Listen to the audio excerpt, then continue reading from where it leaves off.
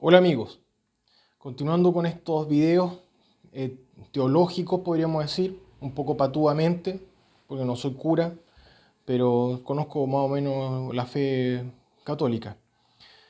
Eh, Vamos a ver la fe revelada, es decir, aquella que no podemos alcanzar por la sola reflexión filosófica, sino que necesitamos de que nos haya sido revelada. Y ¿cuáles son principalmente las fuentes de revelación? Están en la Biblia, están en el Nuevo Testamento, están, y está en la tradición de la Iglesia como depósito de la fe. Y después hay revelaciones que son particulares, por ejemplo, se le apareció a Santa Faustina el Cristo en la forma del Cristo de la Misericordia, después se aceptó oficialmente como verdadero esa aparición, tengo entendido que está así. Dios te puede hablar directamente. Y después están revelaciones que han sido milagros que todo el mundo los ha podido ver y que son totalmente oficiales. Y en nuestro pleno siglo XX, siglo pasado, eh, en plena época científica, en que a más de 10.000 personas reunidas en Fátima, Portugal, se les apareció la Virgen, ¿vale? La Virgen María. Y habiendo testigos de personas que eran ateas, periodistas, eh, masones, personas que estaban dispuestas a no creer y a poder acusar cualquier fraude, y no pudieron. Eso ahí lo vemos también. Los mismos milagros, cuando uno pide algo, Dios te concede tu deseo honesto, y después tú quedas en deuda y con Dios y tienes que cumplir una manda, ahí también. Entonces vemos que Dios se nos revela, se nos, da, nos muestra su magnificencia, su munificencia, nos muestra, bueno, el mismo esto de lo que siempre se dice, eh, Coeli narram gloriam Dei, los cielos narran la gloria de Dios.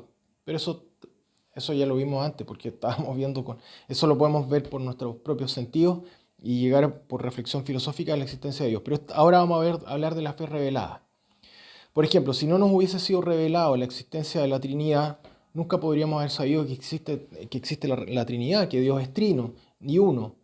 Si Cristo no hubiese dicho, por ejemplo, si Cristo no hubiese dicho, quien ve al Hijo ve al Padre, el Padre y yo somos uno mismo, no podríamos haber sabido de la Trinidad, de la existencia. Si no nos hubiese hablado Cristo del Espíritu Santo, no sabríamos nada. Bien, entonces, lo primero es la existencia de Cristo. Nosotros decimos, creo en Dios Padre Todopoderoso, Creador del cielo y de la tierra, creo en Jesucristo, su único Hijo, nuestro Señor.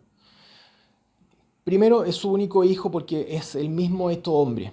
Sabemos que es verdadero Dios y verdadero hombre. Está el famoso Filicue y Hijo. Dios Padre y Dios Hijo y Dios Espíritu Santo, porque son una unidad. Están en la unidad del Espíritu Santo. Entonces, esto es bien carajinado entender, pero lo vamos a tocar así superficialmente nomás.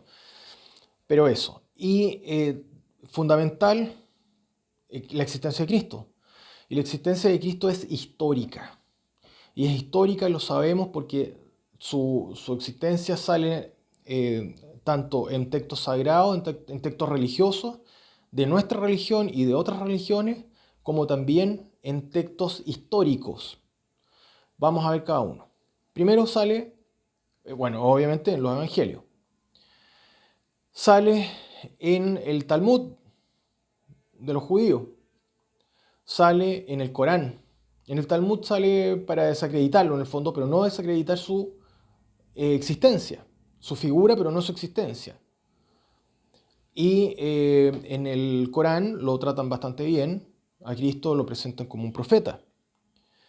En el Talmud, en cambio, lo presenta como un mago. Y una cosa así. Bien, y los árabes, o sea, los musulmanes lo ven como un profeta, efectivamente. Y hablan mucho de la Virgen María. Y bien, entonces, bueno. Después, en los textos que son no religiosos, sino que son testimonios exclusivamente históricos, tenemos fundamentalmente el testimonio flaviano y el testimonio de Tácito en su libro Anales, en los Anales de Tácito, en que menciona la crucifixión de Cristo por orden de Poncio Pilato. O sea, todo es absolutamente congruente. Y el testimonio flaviano de Flavio Josefo, que es el más importante de todos, y que sale mencionado en su libro Tradiciones Judías, porque él era romano de ascendencia judía. Sí, bueno. Después estamos, entonces, es claro de que Cristo existió como un personaje histórico, eso no se puede dudar. Lo que se duda, volvemos, es como lo del alma. La gente culta y educada no niega el alma, lo que niega es la inmortalidad del alma cuando son ateos. Lo mismo, la gente culta, instruida, que no niega normalmente la existencia histórica de Cristo, sino que niega su divinidad, o los milagros, o su resurrección, pero no niega que Cristo haya existido como un personaje histórico. Eso está absolutamente asentado y es un tema pacífico. Bien, entonces avanzamos. Cristo existió históricamente y sus enseñanzas calaron tan profundamente, tanto en la gente, en el pueblo, que sus discípulos todos murieron martirizados por dar testimonio de Cristo, que es la verdad, la resurrección y la vida. Entonces, ¿será cierto? Si la gente entregó su vida incluso por manifestar de que era verdad, que vino Cristo, que murió y que resucitó, que hacía milagros y que dijo ser el Hijo de Dios y que era Dios encarnado en el fondo.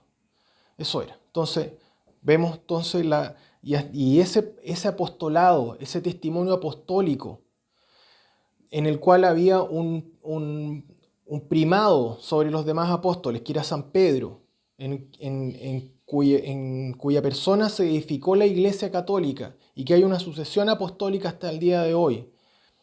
Nosotros creemos por esa sucesión apostólica desde San Pedro hasta Francisco I, hasta el Papa Francisco. Existe una sucesión apostólica histórica, eso está absolutamente corroborado por la historia, con claros y oscuros que han habido en la historia de la Iglesia, porque la Iglesia es también una institución humana, es el cuerpo místico de Cristo, pero también la institución humana. Pero bueno, vemos que siempre hay testimonios de santidad, siempre han existido y por eso también nosotros creemos.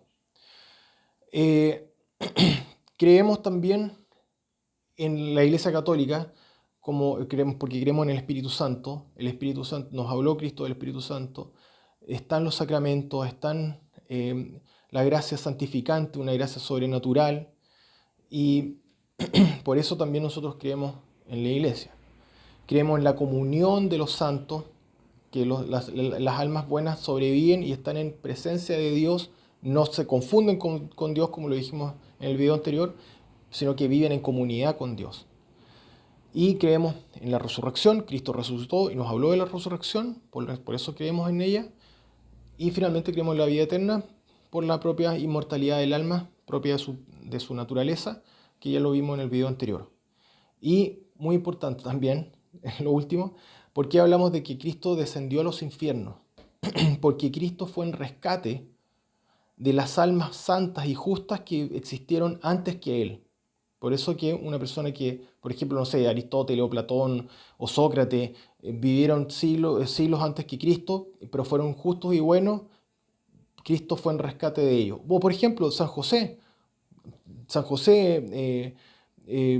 los patriarcas del Antiguo Testamento, Abraham, Jacob, Isaac, obviamente fueron rescatados por Cristo cuando justamente descendió a los infiernos.